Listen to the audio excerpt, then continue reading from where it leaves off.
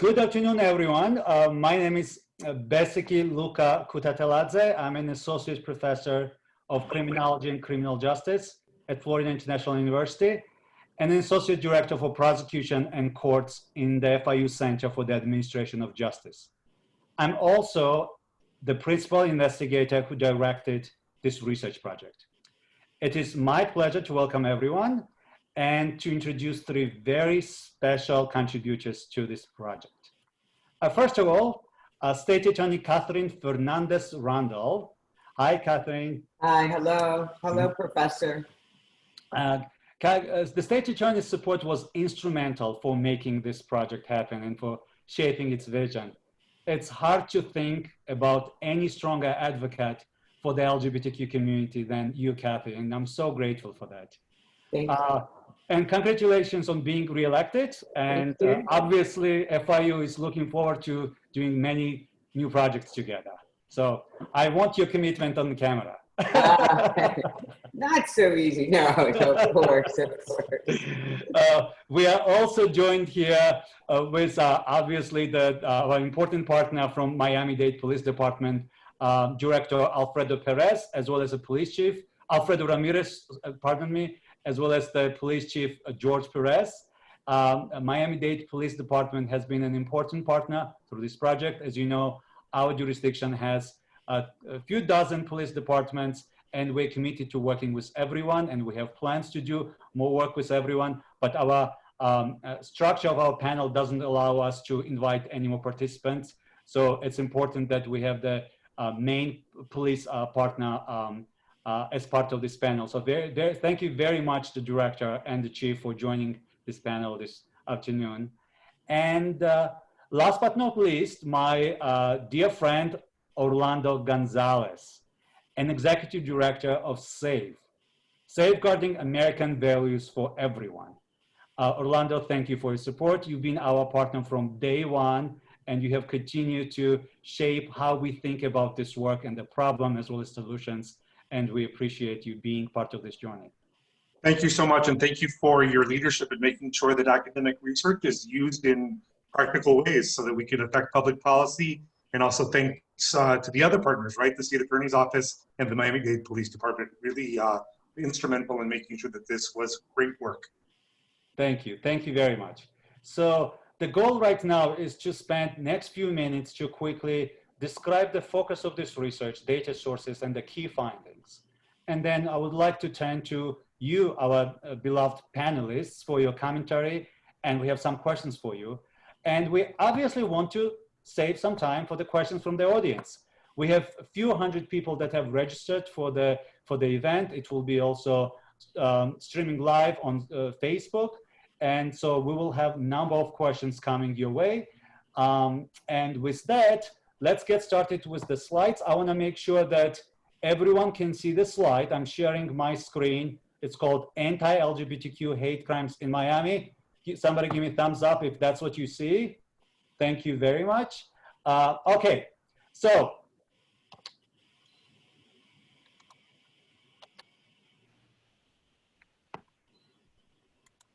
study focus. The focus of this research is on anti-LGBTQ crimes. We know that there are a wide range of individuals that are victims of hate crime. And unfortunately, we didn't have the opportunity to focus on the victimization motivated by religion, race, individuals' disability, or some other characteristics. But we are hoping to expand this line of research in the future. So we are also interested in a Latina population. So we're using the term Latina. It's a gender neutral term to describe the LGBTQ population, especially gender non-binary individuals who don't identify themselves with one specific gender.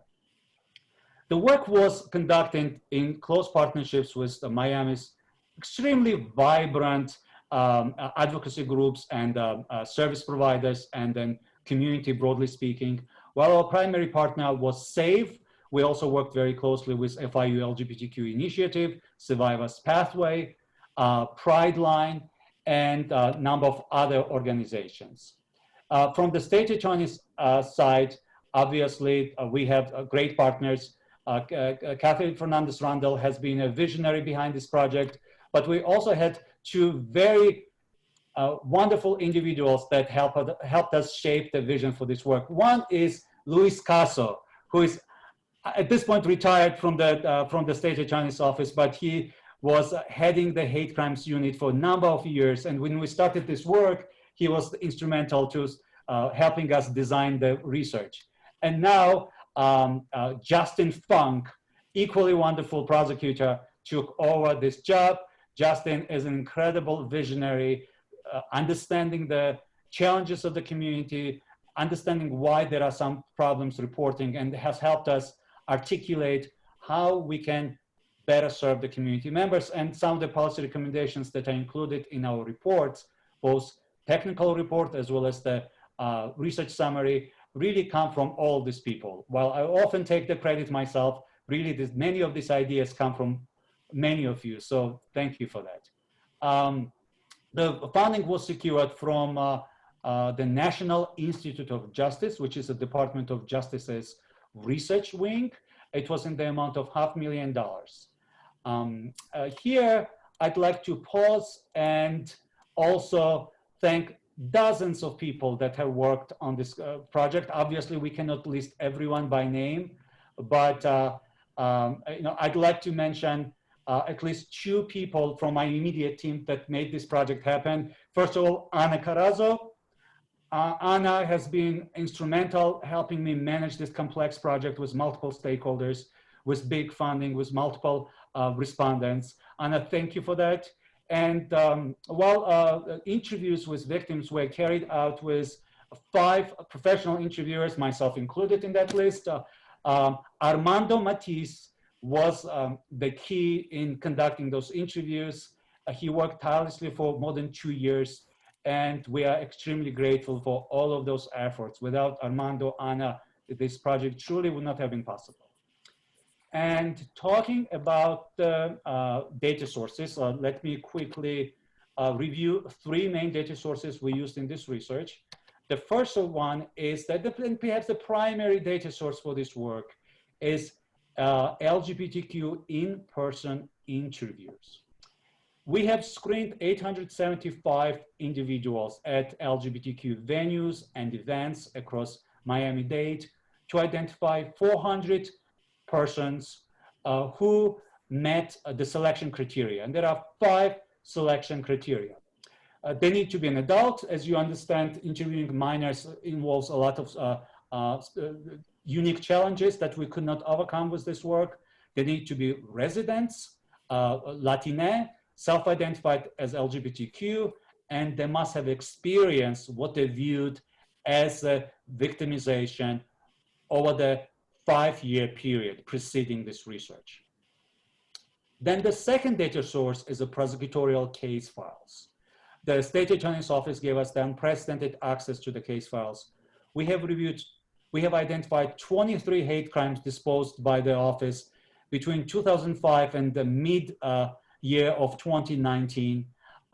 Since then, the office has focused on this issue much more heavily. As far as I know, and then the state attorney will correct me, but in 2020, we've had at least 20 cases involving hate crimes, and either disposed of as hate crimes or being currently processed as hate crimes. And I don't want to sound like I'm excited about the bigger numbers of hate crimes. Obviously, that's why we're here. We want to stop any kind of violence, any kind of expression of hate in our city and nationally.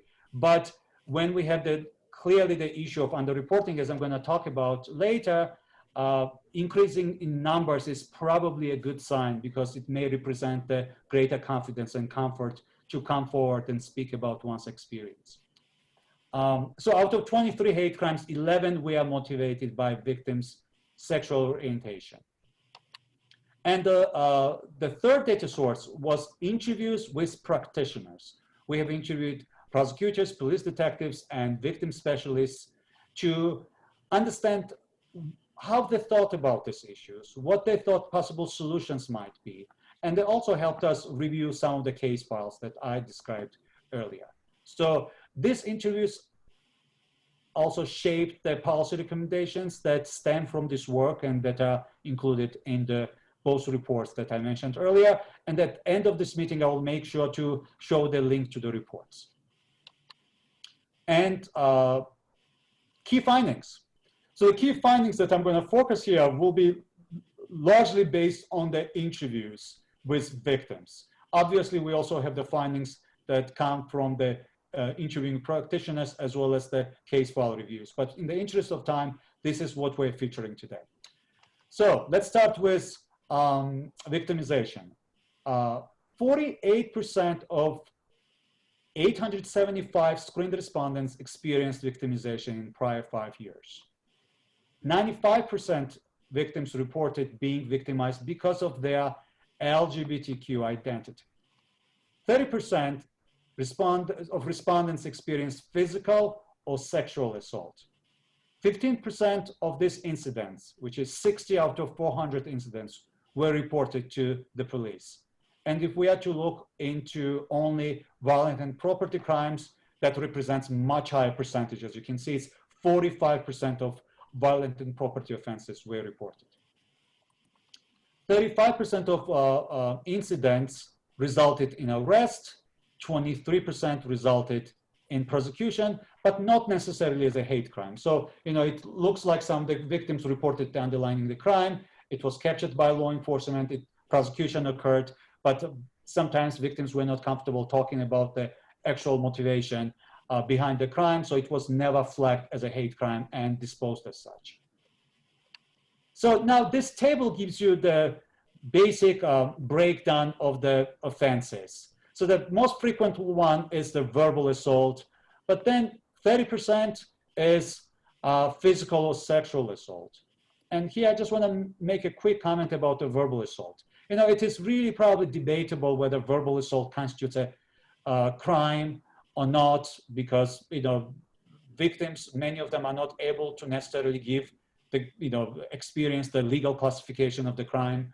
But we need to remember that the verbal abuse, if it's ongoing, which in many of these cases has been unfortunately, often leads to more serious consequences of physical violence later on, and law enforcement can use this as red flag to identify the high-risk populations and to prevent the crime. Is not that what the community prosecution and community policing is about, trying to identify smaller issues and address them before they become bigger issues. And from that standpoint, perhaps this is a very important finding. Not to mention that psychological research also tells us that psychological abuse is very detrimental to the victims. And sometimes some victims prefer being hit once or twice as opposed to experience ongoing abuse, especially within their families and communities. So I just strongly encourage you, whether this is something that you think is a crime or not, please, let's take it very seriously. So next, 34% of respondents were concerned with crime reporting to the police. So when we asked them, why, what was so concerning about the reporting? 135 people gave us the explanation. And by far the most common one was the concern about retaliation by the perpetrator. About a third of the respondents said that they were worried if they were to talk to the police, their life's gonna be even worse. And I'm sure state attorney and then the chief can think about this also through the sexual assault, domestic violence, human trafficking lens, where this is not probably shocking to any of you. Then the number of people we are thinking that the issue was not important enough and that they wanted to deal with the issue through another agency or on a personal level. 6 people said they were worried about being harassed by the police, or another 6 said that they didn't think the police would make arrest anyway. And then there were a number of people who were not comfortable revealing their sexuality. Here, please note that what's listed here is a primary concern. It doesn't mean that somebody who was worried about perpetrator was not also concerned about revealing their sexual orientation, but this lists the primary #1 concern that have identified in their responses. So the next, what predicts police notification by victim or third party? And the question that was asked was very simple. Do you or anyone else report the incident to the police? And as you know from what I have said earlier, Only 15% said that it was reporting, 85% said it was not. So then our research team decided to look into what predicts crime reporting. What are the characteristics of the victim or of the offense that makes the incident more likely to become known to law enforcement? So we looked into a couple of dozens of factors, and we have identified these factors that are associated with crime reporting. People who are older are more likely to report a crime. Cubans don't like reporting crime, but people from that originate from other Latin American countries are more likely to report a crime. Education and income, socioeconomic characteristics are also associated with crime reporting. And this is contrary to some of the research. People often think that if you are more vulnerable, you are low socioeconomics, you are less likely to go out and seek help and report a crime and interact with law enforcement. In this case, we're seeing something slightly different, that then people with high socioeconomic status are more reluctant to involve with law enforcement on these issues, and they'd rather deal with this themselves or move on, and they don't want to spend time on it. So something interesting. But I don't want to go one by one factor, but the most important factor that I want to highlight is this one. Having friends encourage the victim to report the crime, which has increased the crime reporting tenfold.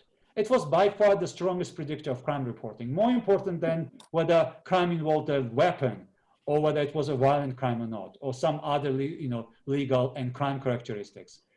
So it's an important lesson for us to learn, and I believe our speakers will touch on this issue in their speech.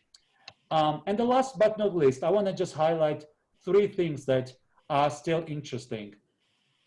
These crimes have severe consequences: negative psychological, financial, legal, and other consequences for the victims. Here, 3 things that we want to quickly mention are that, first, 23% of people told us that they have to relocate because of the crime. Yeah, some of them maybe were domestic violence cases, they could not live in the same houses, but others were not necessarily. In some cases, people told us they had to flee the area, or because the perpetrator knew where this person lived, etc. So they felt unsafe, they had to relocate. This obviously has psychological, some of the employment, you have to now commute differently for your work, but also the financial implications for individuals.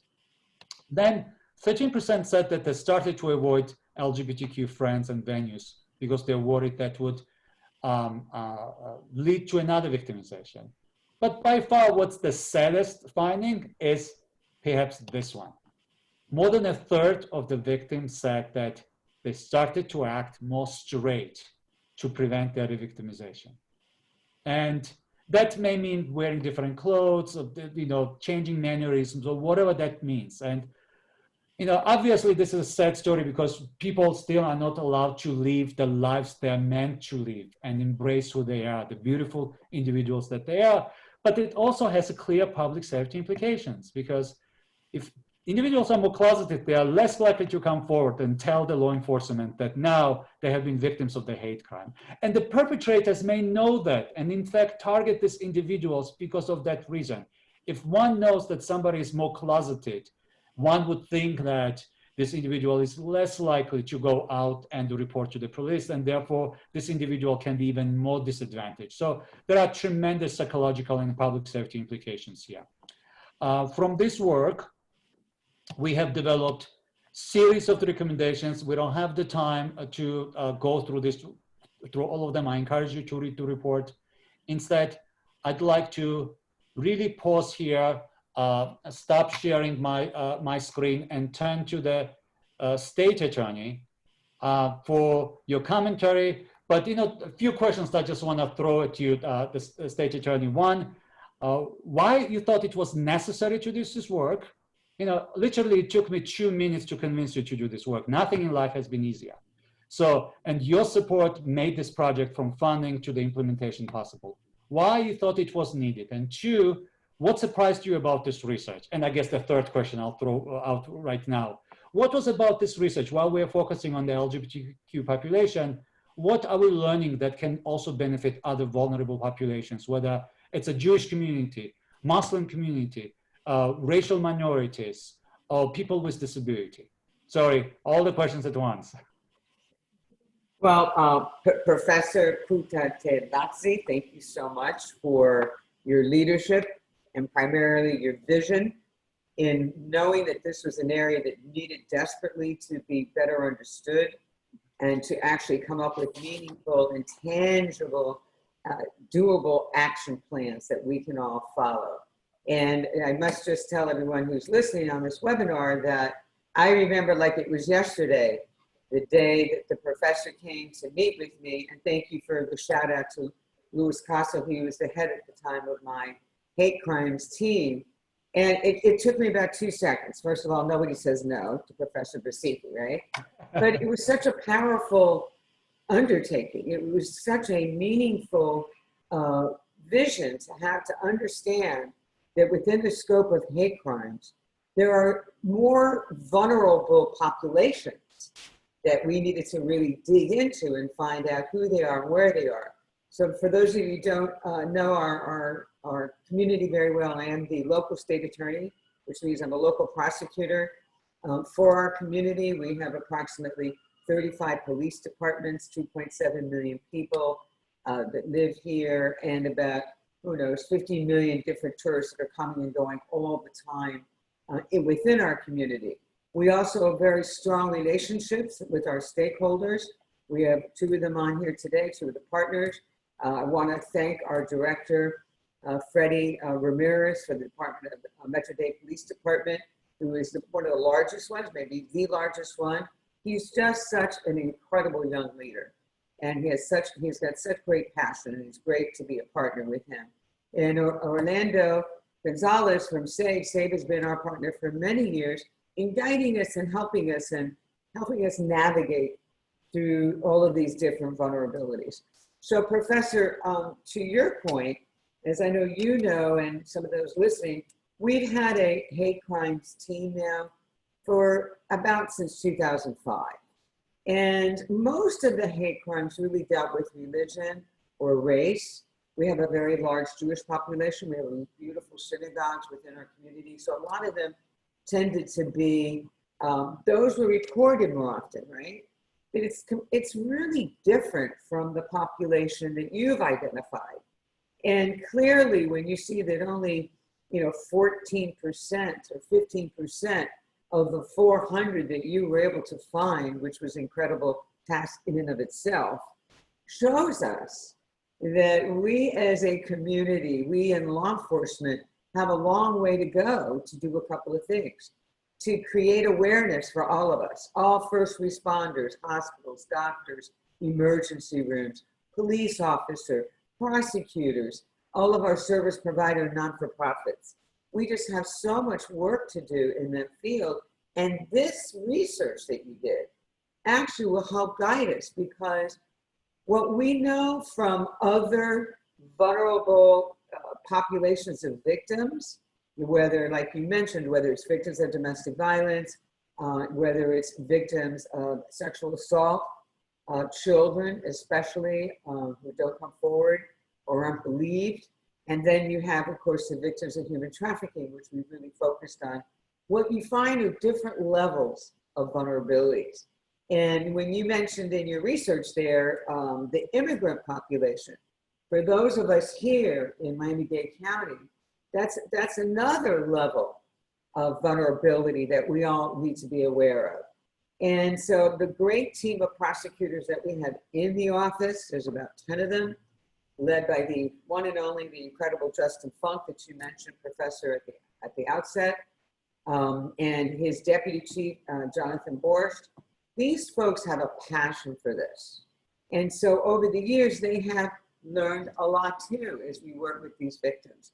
But we also know that a lot of these victims, if they report it, and the police are able to make an arrest, oftentimes, if we're able to file a criminal case, it falls apart for a whole bunch of different reasons.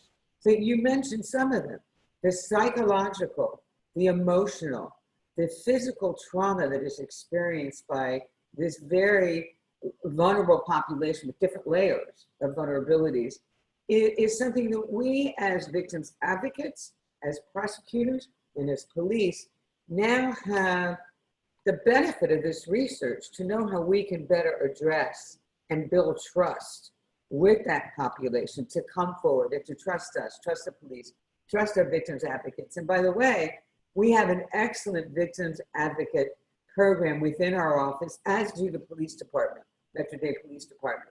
And one of the things those victim advocates are learning, thanks to your research and also some of their hands-on experience, is that we have a lot of different ways we need to approach these victims. And so what's very useful for, say, my office is I know, based on your research, that we need to send a strong message that we are a safe space. And so based on some of your recommendations, Professor, we created, I think you can see this or you'll put it up. I'm sorry? No, farther away, sorry. I'm getting told what to do here. Anyway, you can't see this. Can you see that? We have our own hate crimes unit hotline that's up there, but we've also created these symbols that we can put up throughout our office. So when the police bring or we subpoena in, which I know is another important issue we're gonna have to talk about as we actually roll this out into practice, we want them to know there's a safe place here. And that's something we all need to do in all of our places. The other thing is, I would very much like to work with all of our partners in State Attorney, I'm sorry to interrupt, but the slide should be out. There has to be, yes. I don't know if you can see on your end, but I do, thank you. So, you know, this is just one of many things that we need to put in place. Another thing that I'm looking forward to, for those of you that don't know Miami-Dade County, we are very collaborative. We like to work together. We want to get things done. We want to be positive. We want to be effective, especially for those that are very vulnerable. They need us more. So we're going to create a task force within our community. We're going to work with all of those that have a real invested interest in our LGBTQ community and our Latin A community, the Hispanic community. We want to get a coalition of so many of our community-based organizations like Jewish Community Services on board, our Department of Corrections is on board, SAVE obviously is a partner, Survivors Pathways, all of these community-based organizations, we're going to be creating the safety net of services that we need to do. We're going to improve our training.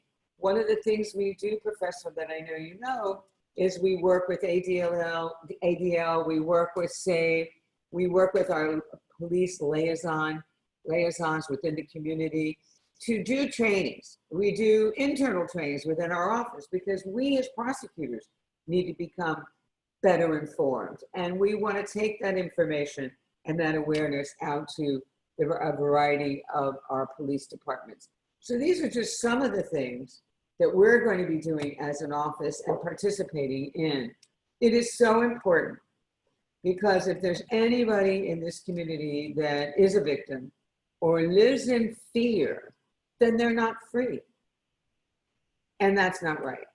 And we all have a moral obligation as well as a professional obligation to ensure that we are doing everything we can to build trust, to build pathways to justice and to services, and to make sure that we get the message out there that this isn't about the victim's problems, it's about the perpetrator's problems. And I thought one of the pieces of information you found was so interesting. When you asked the question that was on your chart, what were some of the obstacles?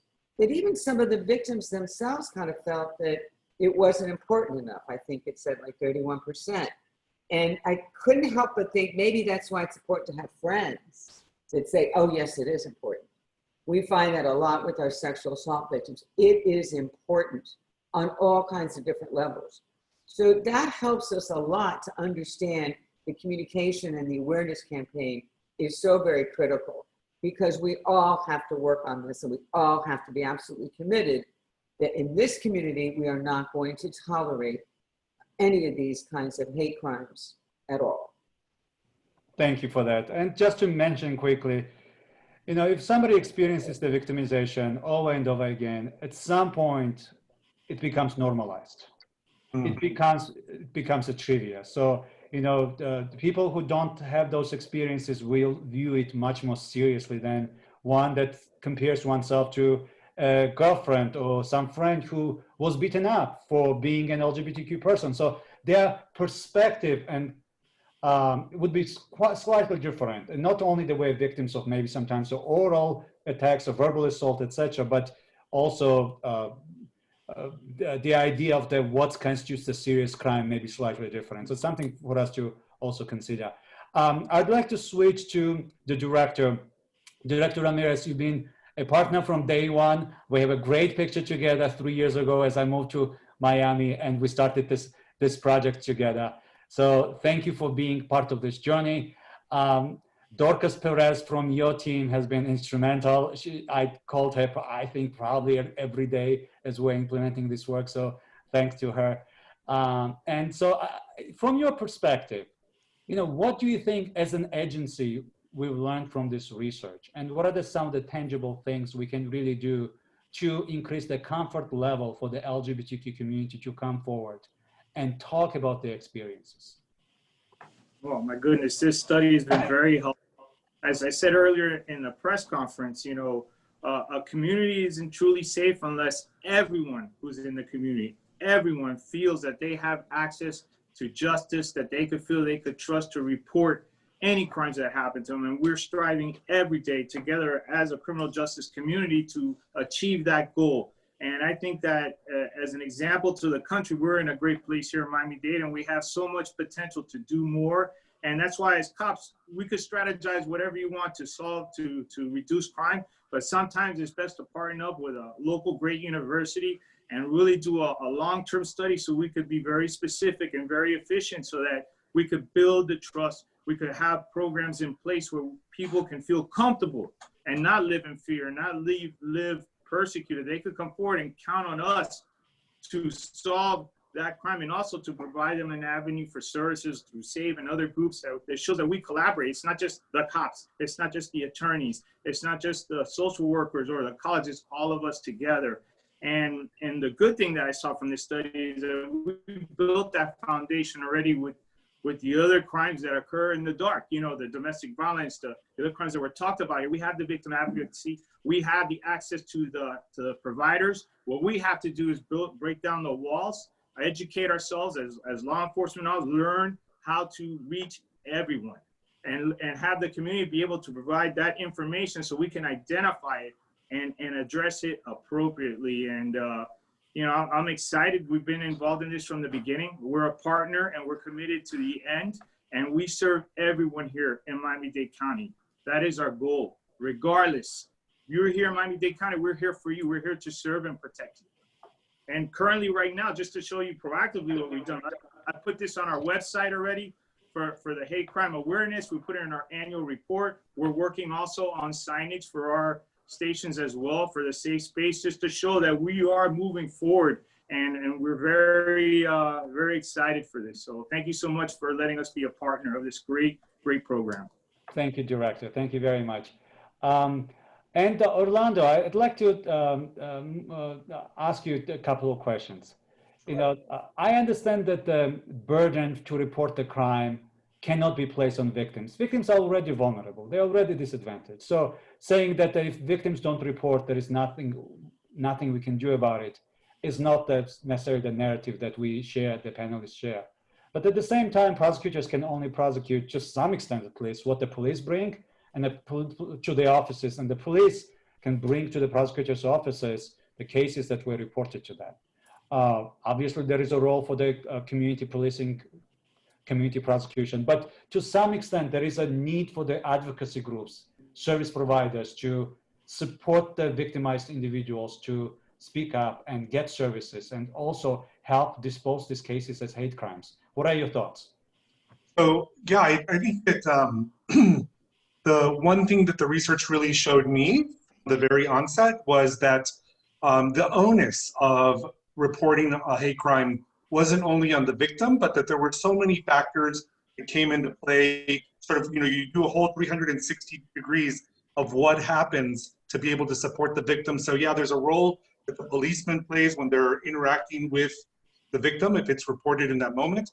But the one thing that stands out to me the most out of everything was the role of the peer. And we have been at SAVE in that role of the peer, where somebody calls into our office or calls into other offices of other nonprofit organizations, and the actions that we take, which are to encourage the individual to report, are critical. And our ability to be able to support the reporting is really important. And so, you know, the instances where people have called us and we've been able to immediately take action to connect the victim with the state attorney's office, with Justin Funk and the victims advocates, those are the cases that are the most successful in being able to provide them the most, the greatest amount of support with the greatest safety net, so that they can be able to be provided with a pathway to justice. And so I think that that's one of the areas where it really stands out to me. There are so many areas in which I know that the victim at times might feel that there are many barriers that they have to overcome, fears of,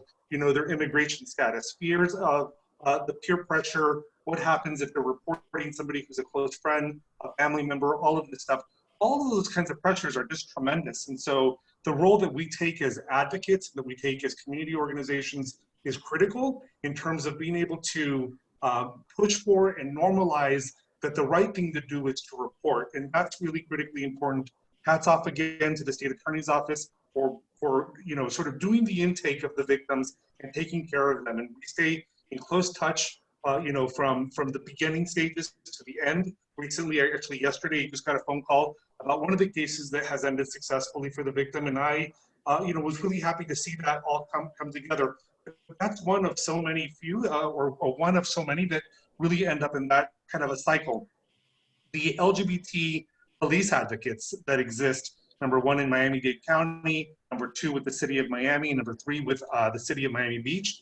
You know, those police advocates that are embedded within the force, they make a huge difference in terms of being able to make sure that they provide training to their peers about how to, you know, do a report that is affirming of the individual's identity and affirming of what actually took place, and to also read the context clues and to ask questions that if they're starting to pick up certain signals that this might be a hate crime, that they are courageous and that they sort of dig deeper with the victim to really ask the right questions in a sensitive way to be able to identify what is there. The role that SAVE has moving forward is to continue to really look at these findings for where there might be gaps in either legislation or opportunities for training of the police force or the judiciary, and then provide the kind of support that's necessary to meet those gaps.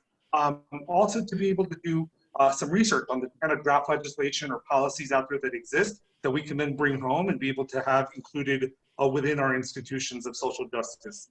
And then the last one, of course, is to work with our elected officials. I see that some of them are on to the session today, and really we're going to be going to them to say, hey, there are things that we need to build into our legislation that we need to be able to bring in to be able to support our communities from a safety perspective. And so it's going to take all of our work, but I don't want to sort of end my comments without imploring on everybody who's on the webinar today that really our lesson to take away is that when we hear that a peer of ours, a member of our organization has become a victim, is that we encourage them to be able to report.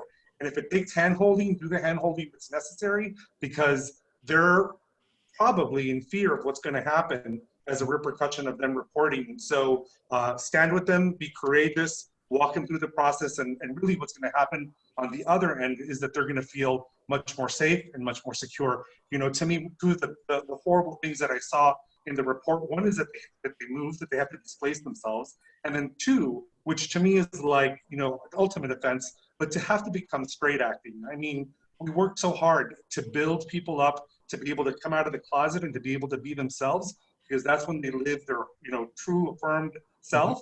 And that's when their confidence and their ability to be, you know, fully integrated into society occurs.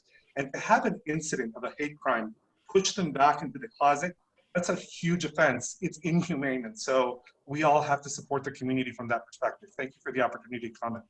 Thank you so much for that. State Attorney, there is a lot of interest about the banner that we put out. So people are asking where they can get the number, where it's going to be posted, how it's going to be disseminated. So that's, there's a lot of interest in that. Okay. Professor, we're going to be posting it all over social media. Director Ramirez already said they have it, but I intend to share with the Dade Chiefs of Police. There's an association that we're a member of, and we can see if we can get all of them to do that. We'll share it with our community stakeholders as well. And so, but I just want to, by the way, I'm told it's already out on social media, so I'm a little bit behind, delayed here. Not unusual. I have such a great team here. They're always ahead of me. And we have it on our buildings already. If we were live and not virtual, I would take you all for a tour and you would see it. Hopefully that'll happen sooner rather than later. Can I address a couple of questions, if you don't mind, Professor? Absolutely. I'm told came in through the chats. So one of the questions deals with the largesse, right, of our community, and yet the low numbers that we see represented in quote unquote our hate crimes team handling of that. So a couple of things I want to point out. One is, regrettably, we weren't really tracking like we do in other crimes cases, like we do now or have been for years. Domestic violence, human trafficking, we started 8 years ago. We actually started tracking them. So our numbers, we don't really know what the numbers, going back in time really were. Another piece of that would be that I think something to Orlando's point, and that your research found, and that I found personally, one of my dearest male friends in the whole world who's since passed away, lived a life of trying to act, quote unquote, normal for his employer, his employment. He was in the practice of law, and he was an older generation. It was very unaccepted at that time. So he was one of my best friends in the whole world forever. And I saw him suffer through that. And when he became a victim of it was a robbery, I believe, he didn't want to tell anybody that had anything to do with his being gay. And so he just left that whole hate crime piece out and acted as if it was a regular assault, because primarily he didn't want his employers and his colleagues to learn about him, which is really sad when you think about not being able to be true to yourself and who you are. So I think there's a lot of that going on as well, that we're not asking the right questions, right? Which you pointed out in your research, that we need to be asking that question. And sometimes they don't want to attribute it to who they are or how they feel. Another thing something that Orlando pointed out, another shout out to our hate crimes team yesterday, we got sent a couple, I believe it was, who beat up a couple in one of our parks just because they were gay, and they got 2 years state prison. So if we can get that kind of message out there, it validates the courage that it took those victims to come forward and talk about it and to identify it as a hate crime. And because that's what it is, and it's demeaning to that group. So once I think all of this comes to the forefront and it's accepted in the sense that we're going to react and find justice and services, hopefully those numbers that are so woefully represented in our prosecutions will increase. And last thought, I learned myself in the area of victims of human trafficking, which I thought it was something other than what it really was. Mm-hmm. And I learned that if you're not looking for human trafficking, you're not going to see human trafficking. And I think that's very similar to what we see here. That's absolutely right. Thank you for that. The couple of quick questions I can answer. Whether sex trafficking were included in sex assault. So it's possible, we don't know that, we have not asked, but sexual assault was included, and part of that could have been sex trafficking. What are the characteristics for selection? They need to be a resident, Latina, LGBTQ, an adult, and must have had victimization within the last 5 years. Those were the characteristics. And then Chief Perez, let me come to you with this question. So one of the one of the audience members is asking that the safety is a privilege, which we know it is. So what are the specific components that will make up this safe space for LGBTQ victims of hate crime to feel brave enough to come forward? So what is that as law enforcement partner we should be thinking about to not only encourage by saying that we're comfortable, but to communicate this to them and really make them comfortable to speak up and talk to us as law enforcement? I think you're muted, if you don't mind muting yourself. Can you hear me now? Yes, we can hear you now. Thank you. Wonderful. Well, first and foremost for me, it's truly an honor. This was an involvement that Director Ramirez really truly felt committed and passionate about. Right at the outset in his transition in as a director of the Miami-Dade Police Department, and I'm really proud that he made our division a partner of this, together with the State Attorney's Office and the wonderful work that they do.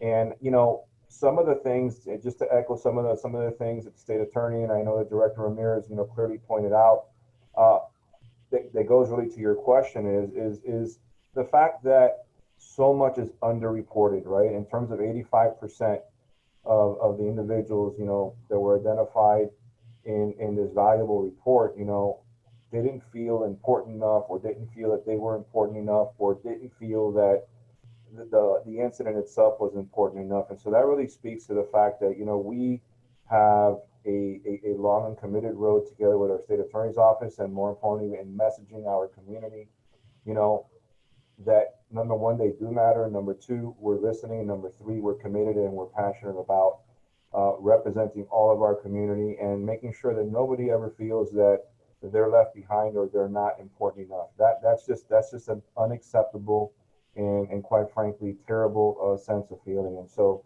to your point, one of the things that we immediately did in this committee, as you know, when I first met you, we became very passionate about it, but more importantly also I wanted to identify individuals within our department, in our police force, as you know, and the State Attorney had mentioned earlier, we're talking about 3.1 million people in our community, right? And we're very diverse, and we have many vulnerabilities within each of our sections in our community. But in fact, we are really one community, which also includes men and women who wear this uniform and are very proud to do so, and very proud to work in a positive relationship and a collaborative fashion with State Attorney Rundle and her folks. One of them being Jessica Castle, when she talks about our sex trafficking, our human trafficking. I can't think of somebody that's been more committed and that's really matched the passion that State Attorney Rundle has brought to that area. And so when we look at that in terms of the vulnerability, well, we need to make sure that we're messaging and that we're focusing our efforts on not only on the friends that are around these victims, but really the community. And so one of the things that are important is that we need to do, and we're currently working on right now as a result of this committee, as a result of looking at some of these focal points in terms of vulnerability in this sector of the community, is that, we need to make certain that people are comfortable, right? And by that specifically, one of our team committee members, Sergeant Orlando Lopez, who's currently assigned to our Homicide Bureau, and shares personally in this community. One of the great ideas that he brought forth in this committee was that, hey, we have our Special Victims Bureau, which obviously houses our human trafficking at one point, and now it's somewhere else. But again, working in partnership and in step with the State Attorney's Office. But specifically is, what can we do to message that community? What can we do to message that victim? What can we do to message the friends who are likely the ones who are going to bring this forward in those cases where they do? And one of the ideas that we had was that we wanted to ensure that we had someone that can self-identify in the community, that can pick up in terms of questions that are asked, how these questions are asked. And your study was very impactful in us coming to that decision and how we could move this idea forward. Or we can create a liaison, an LGBTQ liaison, with our investigative services section, And in addition to that, also working with our training bureau right now, some of the great work that they do in terms of identifying, the current demands in our community, and working with the university and working with the state attorney's office to see how we can further train not only our investigators, but more importantly, the first responding officers who are responding to these calls for service. Because as you know, and one of the most impactful things that I remember in our initial discussions in this committee was how something as simple as how the question is asked, with the impact that actually has. And as we all know, that first responding officer really lays the foundation, not only for a positive and impactful investigation, but more importantly, our overriding goal, which is, a conviction, right? And how it is that we can provide the state attorney's office the best possible case. And I really truly believe that starts in the outset when an officer responds to a call for service. So training in terms of our personnel, right? But not just training from within. We want to make certain that we're partnering with FIU, we're partnering with individuals in the community, that we're empowering and providing the community a voice, so that we can really, really capitalize on that training for our first responding officers, and then segue into the investigative responding units, working together with the state attorney's office. And we have a long history of working with the state attorney's office and collaborating very well with them in these types of spaces. I have to say that signage, that was something else that really bugged me, about our time together in this committee and our forward time as we move forward, was as professional law enforcement officers, our overriding goal is the sanctity of life. And when someone's victimized or victimized, and it's if it ever occurs, hopefully it's a one-time occurrence, right? But when you feel vulnerable in that you're not being represented, that you're not being witnessed, as human beings, we want to be witnessed. And when you don't have just that fundamental experience of not being witnessed because you're LGBTQ and you feel that way, well, that's a residual victimization, and it's just not acceptable. And that's a space that we really intend, at the direction of Director Ramirez, that he has truly been committed to that very point, that we are going to message our community, through signage and working together with Miami-Dade County, so we have one unified voice, and continuing our partnership with the state attorney's office to ensure that all segments of our community, do not feel vulnerable. And I did want to answer. I did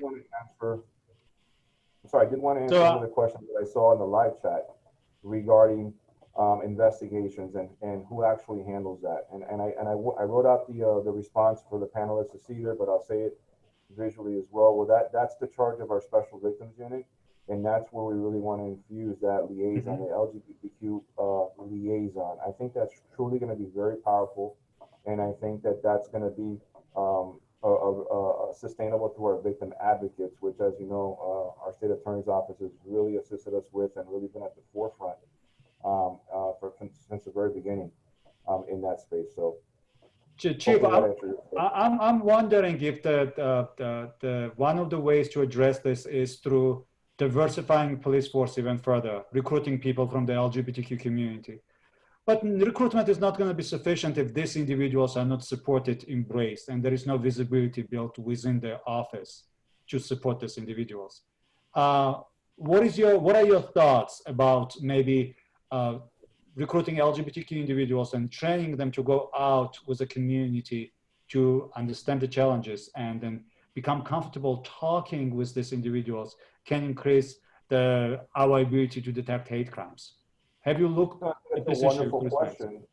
Yeah, no, absolutely. I think that's a wonderful question, and it really builds off alongside, our idea, Sergeant Orlando Lopez's idea with regards to creating a liaison, LGBTQ liaison. When we look at our hiring practices, right? I'll give you an example. Our psychological services right now, one of the things that we're doing to ensure we're diversifying and also being inclusive, particularly since we're on this topic, the community LGBTQ, is going out into the spaces, right? And ensuring that people know that, hey, we are a hub, we are welcoming, we are and do want to work and ensure that we have representation in this particular space. And so, you know, to your point, I think our hiring practices is critical.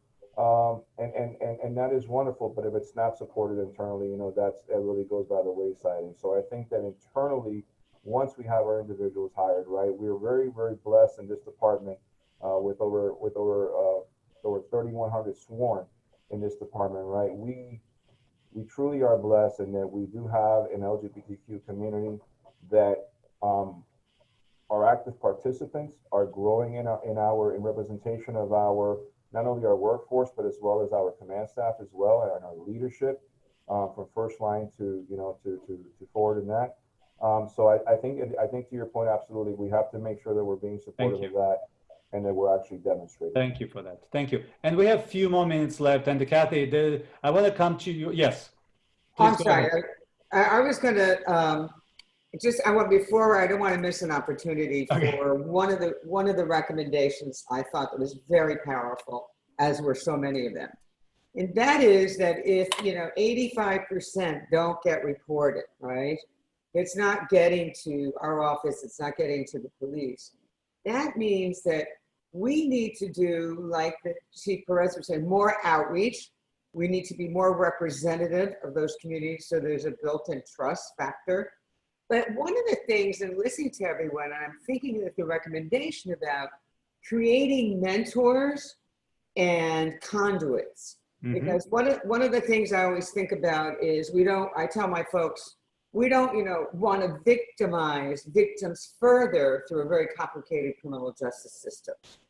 And so if there are mentors in the community and conduits where people just have a question about it, I think I was a victim and I think it's a hate crime. What does that mean? Someone who can mentor them and support them, even if it's not a friend like we would hope their friends would do. But I think that would be so valuable to get that number up from not just, you know, not reporting it, but to feeling that there's actually a conduit for them with that kind of help and support. Thank you for that. Thank you. And we have literally 1 minute left, and I was asked a number of other questions. Obviously, we knew that 1 hour would not be sufficient for this conversation. I was asked to put the number out here, and I assume you can see the banner. The hotline is 786-687-2566. Obviously, call 911. State Attorney and the Chief Perez, it will be also useful to describe on your website, so through the memo, what somebody should be expecting when they call this number. Because the idea of the unknown, if you call, is also something that can make some individuals uncomfortable. So basic steps, if you call these numbers, these are the few things to expect. And I'd like to also, in response to some of the questions, let me get back to my slides.